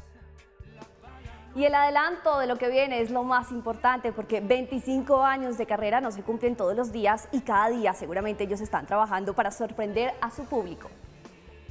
No te podría adelantar cuál es el próximo sencillo, pero sí te puedo adelantar que tenemos mucha hambre de que la gente conozca este disco, porque quizás pasó por debajo del radar con esto de lo que pasó con la pandemia, y queremos que la gente sepa y apunte que todos los temas son excelentes. Cada uno puede vivir, tiene su vida propia y una historia que contar. Ahí estaba Cultura Profética, reggae puertorriqueño para el mundo entero. Y a esta hora también les quiero contar rápidamente que se están entregando las nominaciones a los premios Oscar para su edición número 93.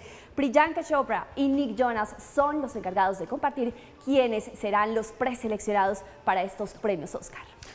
Muy bien, Paola, gracias. Dos noticias al cierre. Medicina Legal ha confirmado la identidad de las personas que murieron en el bombardeo el pasado 4 de marzo. Sí hay una menor de edad de 16 años. Y otra noticia que tiene que ver con el Vaticano, un documento avalado por el Papa Francisco, dice que no va a bendecir las uniones entre personas del mismo sexo. Hasta aquí esta primera emisión. Nos vemos a las 7 de la noche.